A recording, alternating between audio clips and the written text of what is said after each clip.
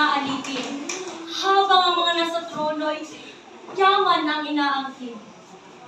Ngunit ang apoy sa dibdib ay di mawawala. Sa bawat bighati, tapang ay sumisibol na tunay. Mula sa luhay, lakas ang nabubuo. Naninindigan para sa bayan ay di maglalaho. Babangon ang tinig ng api at sugatan. Magkakaisa laban sa maling pamahalaan. Sa himagsik ng puso't timang nag-aalab, kalayaan at hustisya ang aming hinahanap.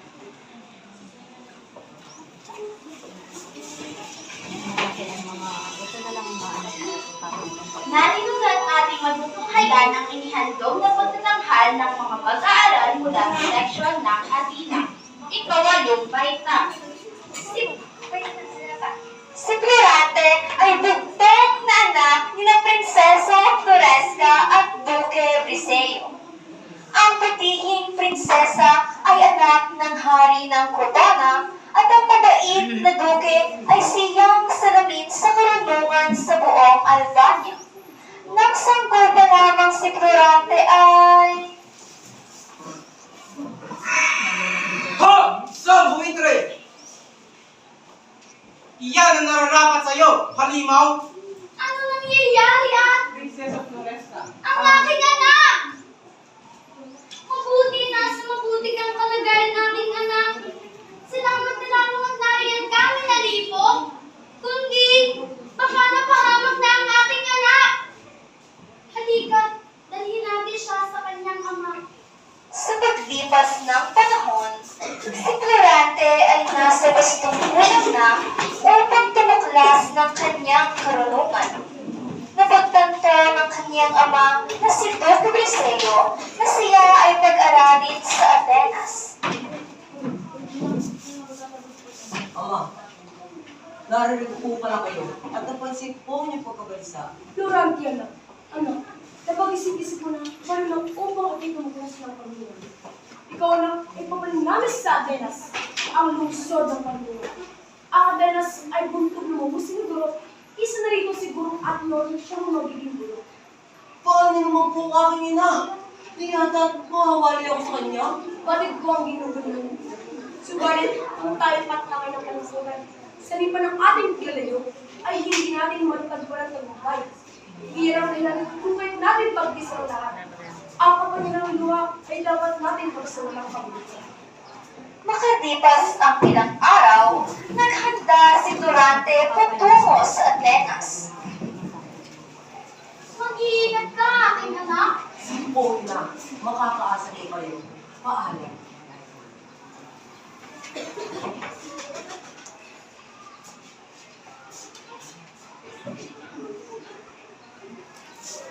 Ibagala ko sa iyo pagdating, Florante. Pwede po ang aking puso, maestro. Isang buwan na ang lumipas, subalit hindi humiwalay ang kalungkutan sa kaniya. Kahit minsan, pinayuhan siya ng kaniyang guro na makipagkaibigan at sinabi pa niyang may kababayan siya rito.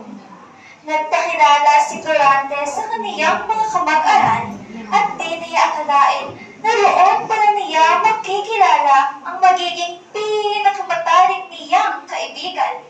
Simula ngayon, kaibigan niyo na ako lahat.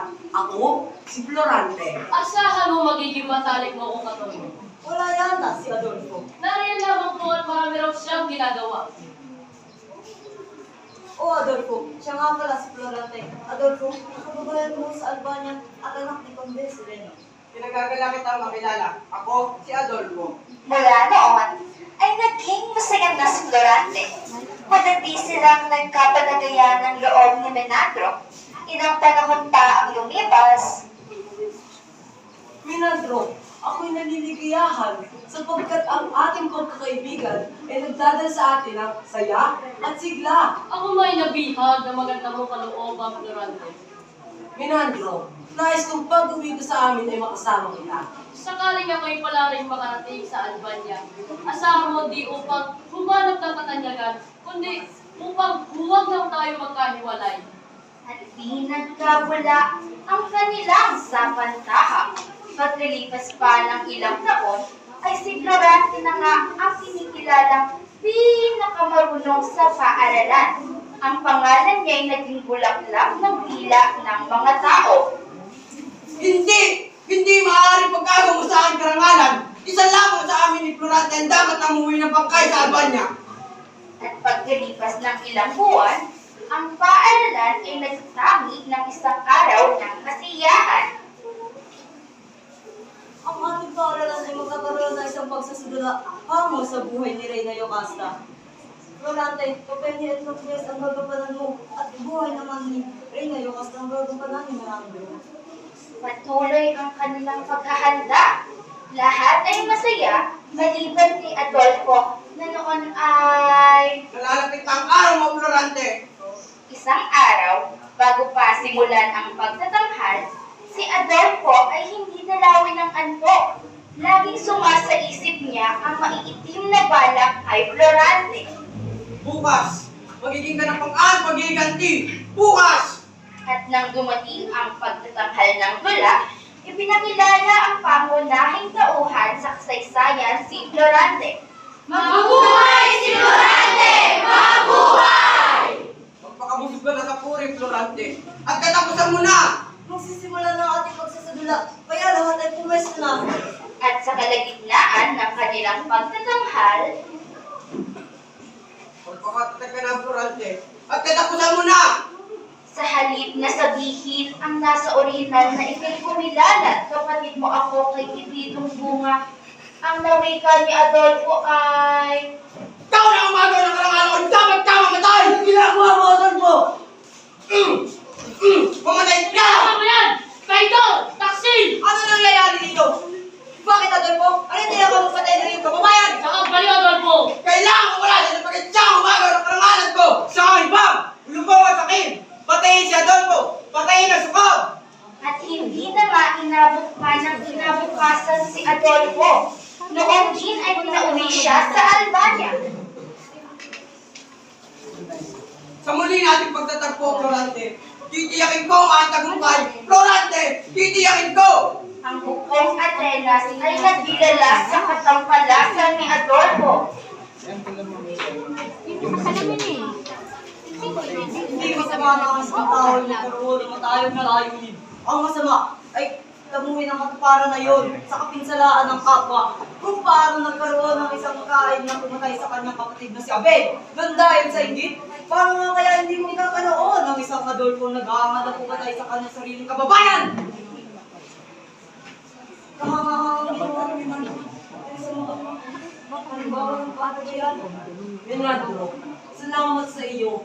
Kung hindi dahil sa iyo, isa na sana ako malamig na bangkay. Iwaksi mo ang iyong isip. Ang bagay na yan, dapat tayo magpasalamat sa dakilang lumikha. Ang lahat ay utang lamang sa Diyos. At ako'y kasangkapan lamang niya upang iligtas ka sa kapakamatay. Florante, paano nakikita mo ng malapit na araw ng iyong pag-uwi? Minandro, sa tingin ko hindi ako makakauwi sa amin nang hindi ka kasama. Kung sumama naman kaya ako'y pagkapuri mo sa iyong mga kaibigan, saan mo na naman munduke? Aba, syempre naman, ipapakilala kita. Magpatawad po ninyo ang aking pangangabala. May sulat galing kay Duque Eliseo ng Albania para kay Florante. Narito ang liham. Iyan, umanong lang. Hindi ko na ito pinalasinon upang huwag siya. Ang limang Duquesne. Hindi! Wala na mahal kong ina! O mabaging langit! Taksan mo ngayon daw, Florante. Huwag masyadong marunggay mo. Napatingin sa malayo si Florante. Nawari ay natatanaw ang larawan ng kanyang ina. Ina, hindi ba't tumako ako sa'yo? Babalik ako upang handugan ka ng aking tagumpay. Huwag masyadong marunggay ko natin.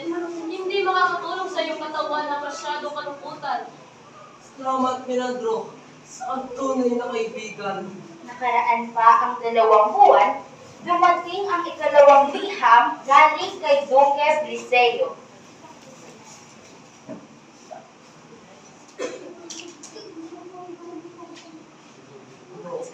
Pinapauna daw po ko sa amin. Sasadaungan niya daw po amin.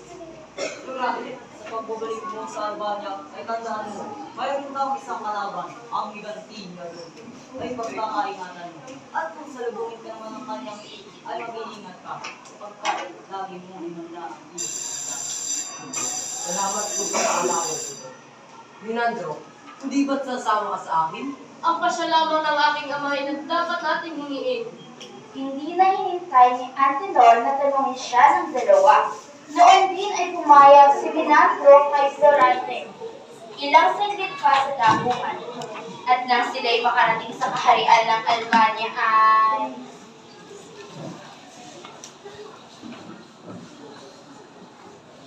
Duke, narito po ang inyong anak na si Florante. Ama, hindi mo akalain sa mundo natin pagkita ay ganito ang mangyayari.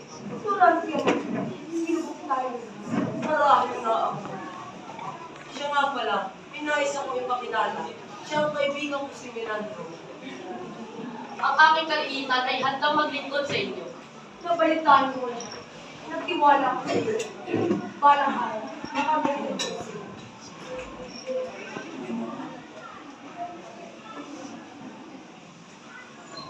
Duke, narito na po ang sugo. Galing na po ako sa karyahan ni Ate Linceo, kaya nagsabi ng ating po, alis na po. Anong sinabi ng ama ko? Ito'y galing sa inyo nito. Na siyang mura. Kailangan ng pangungay sa iyo. Ako po ay makaaway ng morang motor sa pamumuno ng kilabot na sinira. General Osmalik! Anong pasyon niyo, mahal na Duke? Hindi nag-aksaya ng sandali ang mag-ama.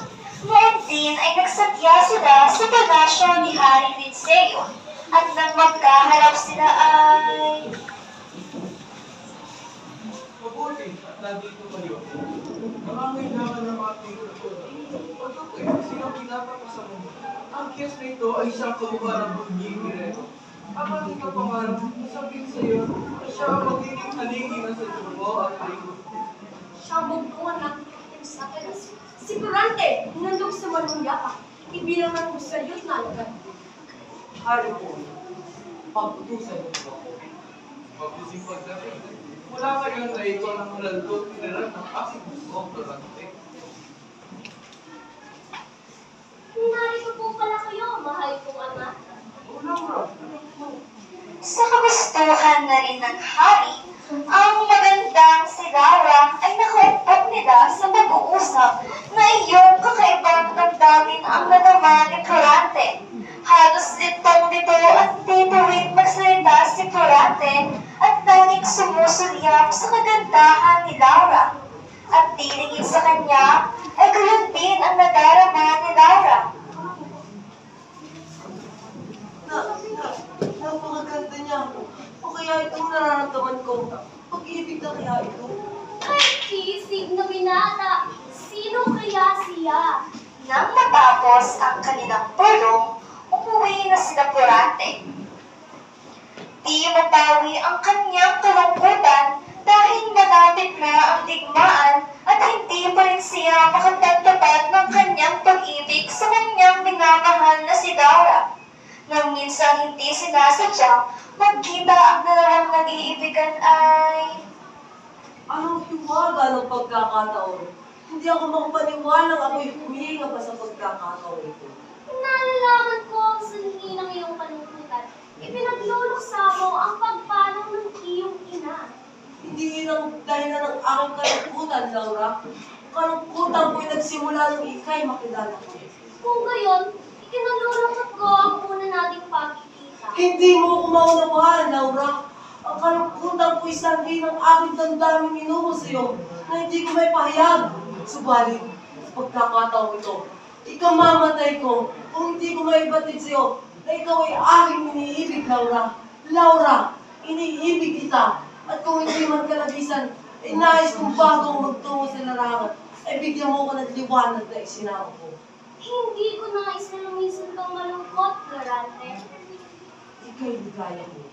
Sapat na ang mga luwang iyan para sabihin mo, ako ang pinakamapalad sa daigdig. Florante, lumakad ka na at pumasok at nunubayan ka ng aking mga dalangin. Ang iyong pag-ibig ang siyang magiging sandigan ng aking kapal.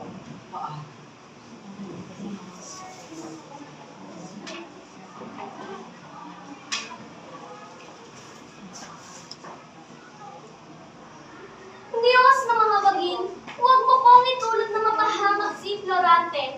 Patubayan niyo po siya ng iyong mga kamay. Kinabukasan, ang kumbong patungo sa Crotona ay handang-handa na. Ang mga kawal at si Florante kasama si Menandro ay tumungo na sa Crotona. Menandro, yan ang sentro ng Crotona. Kailangan natin pagsipaghanda. Gawin natin biglang pagsalakay upang malito ang mga kalaban. At gaya ng kanilang plano, tinanimbas na nagsisilakay sina Florante at Menandro. Sugod mga kasama!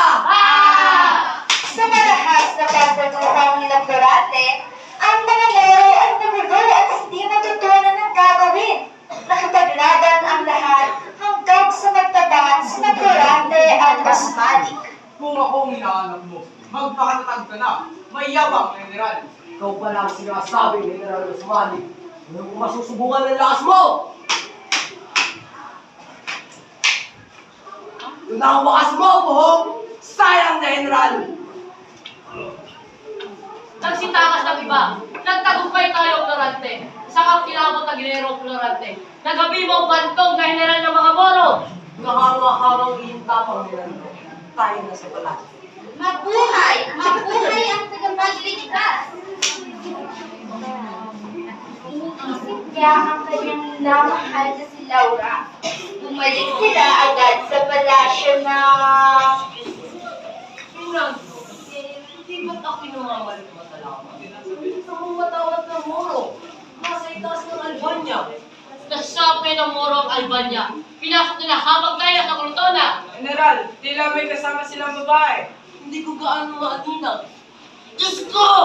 Si Laura! Siya nga! Si Laura nga, Florante! Magbabayad kayo sa ginawa nyo! Laura! Florante, salamat na kamay niyong niligtas sa tiyang kamatayan. Ang buong kahayaan ay nasa kamay ng mga Moro. Ang aking ama at si Duque Viseo ay kasalukuyang nakakulong. Huwag ka mag-alala.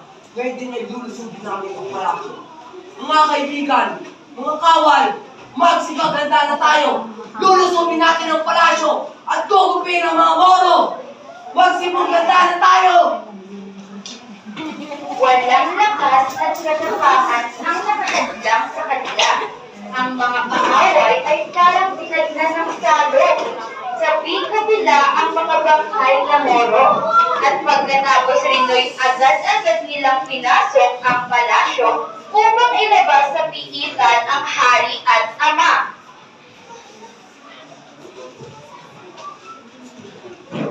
Ama!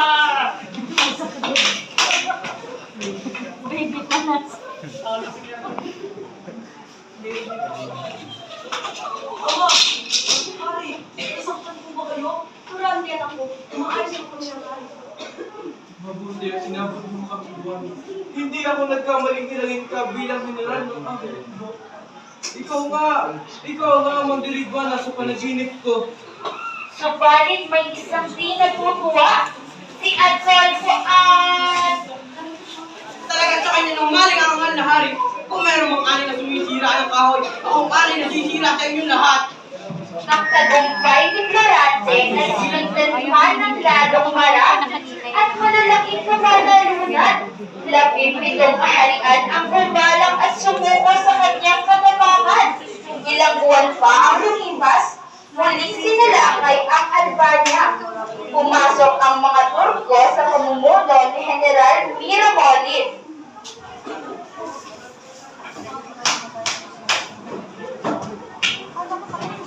At sa kahuli-hulihan ay nanalo ulit sila laban sa mga mapanakop na nilalang.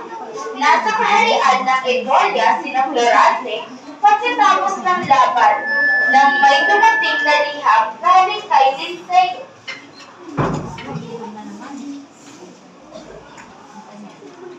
General, may liyang galing kay General Linceo. Maraming salamat. Ano sabi, Florante? Leonardo, pinapauwi daw muna ako. Sa'yo daw muna ang bukbok at babalik muna ako sa palasyo. Nakapagtaka naman yata. Pinaiwan ang mga bukbok. At nang si Florante ay nakarating ng Albania ng mag-isa, ay...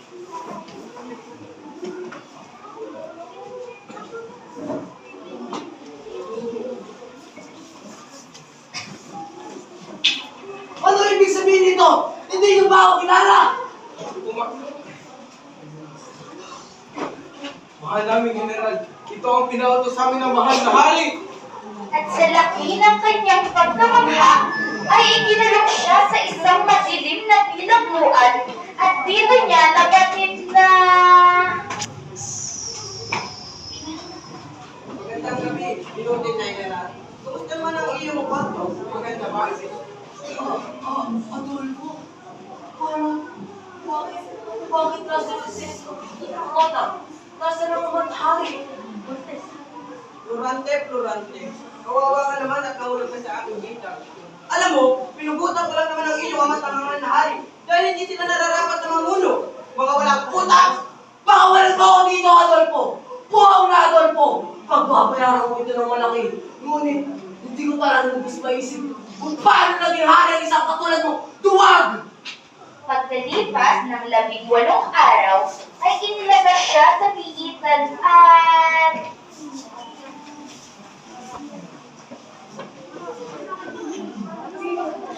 Saan niyo ako dadalhin? Ikaw ay isang bilanggo at nararapat sa iyong igapo sa madilim na gubat! At kailan pa nagkaroon ng kapangyarihan para ang batol? Kaya na ang sinabi noon, siya ang hari ngayon. At di magtatagal, ipapakasalan niya si Prinsesa Laura. Ano? Kailangan niyo ako! Papatunayan ko sa iyo, hindi karapat-dapat maging hari si Adolfo at di rin siya karapat-dapat ikasal kay Laura sa duwag hari! Huli ka na! Wala ka nang magagawa! Sa palagay ko, ito lang iyong katapusan! Inilabas na ng piitan si Florante at dinala siya sa madilim na gubat at tinapon sa puno ng higera at si Florante ay iniwan na sa gubat.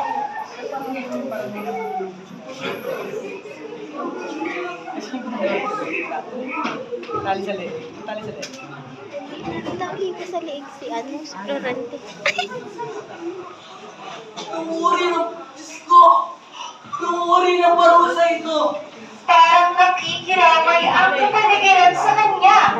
Pistula itong ibingan ng tanging maririnig ay huni ng ibon at munting hayop, isa man ay walang nakatangay sa kanya. Ang kanyang ama ay wala na. Si Menagro ay walang kaanak-anak na naiwan sa Italia at si Laura ay nasa kapangyarihan ng malupit na konde. Laura! O aking Laura! Malupit sa atin ang kapalaran. Sa mga puog na ito'y wala akong makitang pag-asa. Lumipas ang mandamag na di halos na malayan ni Florante. Isang pilit man ay di makatulog. Sa kapiranan ng hihinang katawan, ay dinipilit pa rin makatakas sa bawat wala siyang nagawa. Samantala, sa kabilang panig, isang kiraro ang... Napakadilim naman ng gubat na ito. Dito muna ako magpapalipas ng pagod. Ah! Saklolo! Sino kaya yun? Humingi ng tulong! Sandali lang! Kaya!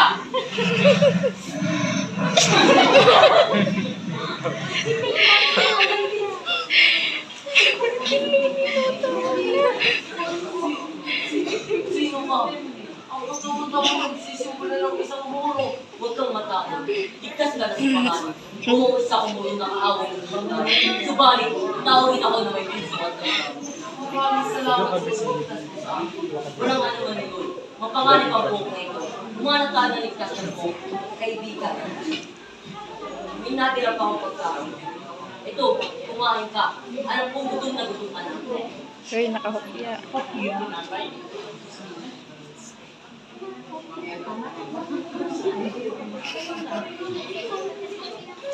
Nagutom. Naging palagay ang loob ni Florante sa girerong Moro. Naubos niya ang tinapay at nakatulog. Huwag kang mag-alala. Babantiyan kita magdamag.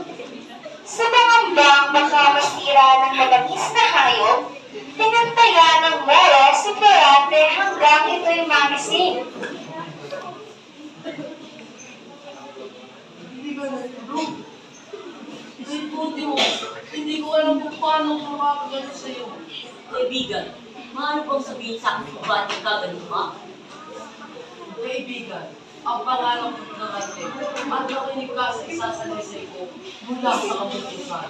Isinalaysay ni Florante ang kaniyang buhay mula pagkabata hanggang lumaki, ang mga nangyari sa kaniya at kung paano siya nakapunta sa gubat. At sa tuwing naaalala ko si Laura, halos mawala ako sa diwa. Salimuot ko lang kinagdaan ng iyong buhay, Florante. At sa maraming aking digmaan, isa si General Usman sa aking kapi. At ayon sa balikan, siya ang pangalma sa tawag natin. Huwag kang maniwala sa balita. Sakaling totoo man ay maraming gagdag. At ayon pa nga sa balita yun, walang kasing bangis si Aladdin. Kaya mong natulis ko ang iyong buhay. Pakinggan mo naman ang aking kapalaran. Kakagalang ko ang bansin. Durante, ang Aladdin na yung binabanggit sa bantog sa Persia ay ako. Ako nga, Durante. Si Aladdin. Katulad mo rin isang sawi. Iyan at ang karapit ang kinakot ng mandilba galing sa Persia. Ang aking namang kasawi na tungkol sa ama ng sultan na si Aliadan. Sa umagasama ito si Blerda. Isinalaysay ni Aladdin ang ilang bahagi ng kaniyang kahapon kay Florante, pati na rin ang dahilan ng alitan nilang mag-ama. Samantala, sa kabilang banda, sa Etalia,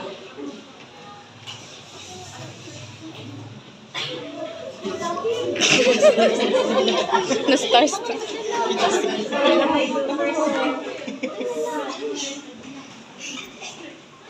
Magandang kasiyan niya tawid dyan. General, may liham galing kay Laura. Laura, tama nga ang aking inana. Mga kawal, magsipaghanda kayo ngayon din ay lulusog tayo sa Albania. at nang sila'y makarating sa kaharian ng Albania, Sugod! Patayin ang mga taksin!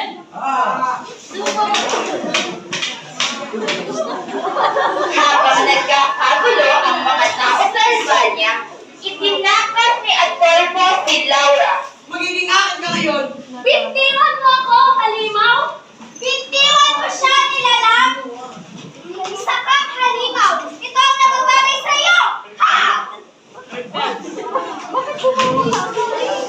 Maraming salamat, Glenda.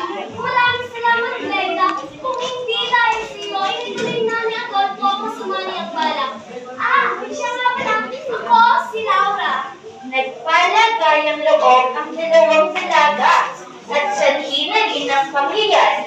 Isinalaysay nilang pareho ang kanina nilang karanasan bago ang pagkakataong iyon.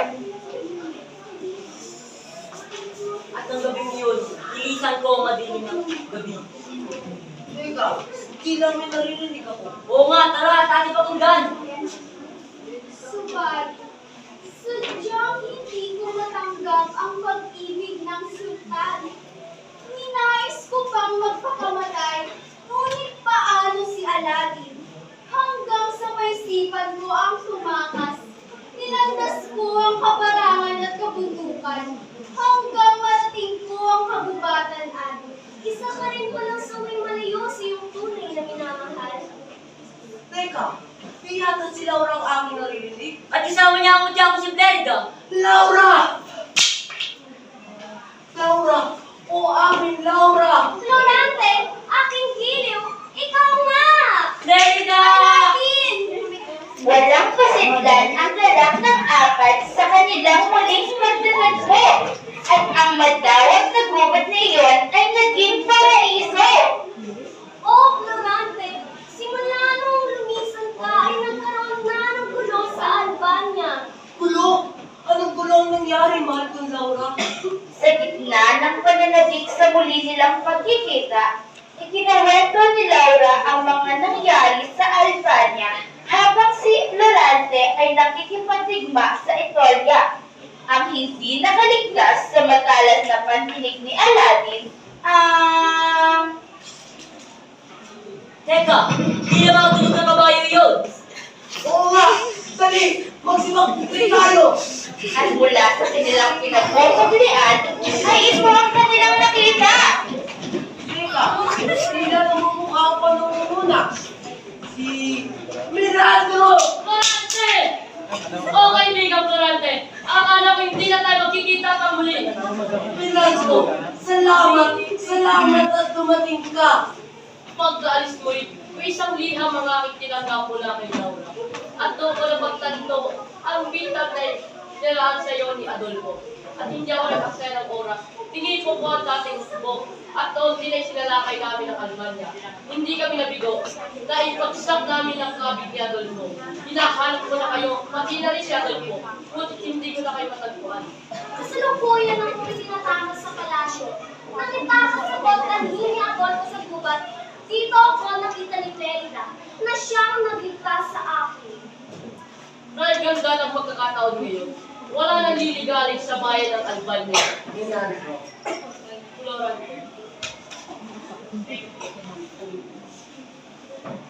At nilisan nila ang madawag na kabubatang iyon upang magbalik sa Albania. Gayon na lamang kanilang kinalakan nang mananaw nila ang Albania. Sa pagpasok nila sa lungsod, ay sinalubong sila ng himag kamayaw ng mga mamamayan. Mabuhay ang bagong hari! Mabuhay! At di naglisang araw ang dalawang puso ay pinagdali nilang Florante at Laura, Aladdin at Clerida. Pagkatapos ng malaking piging, sa palasyo ay nagpaalam na sina Aladdin at Clerida. Paalam ng Florante at Laura hanggang sa muli natin pagkita. Ipapalain sana ko yung iba't mala. Aladdin at Clerida. At si Florante at Laura ay nagbibuliran sa pamamahala ng kaharian. Malaki ang isinura ng Albania. Magbuhat noon ay di na matiwalay sa kanila ang kaligayahan.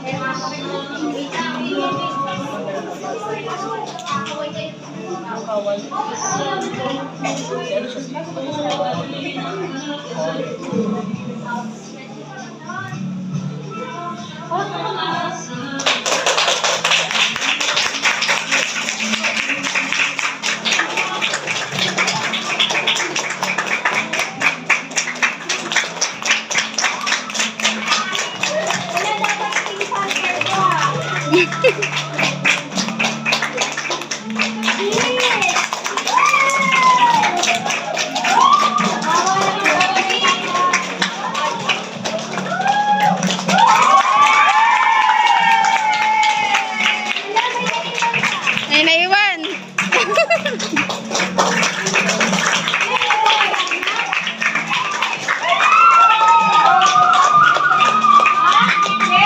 Pagkira mo na sa amin. Ikaw ka dahil na yan.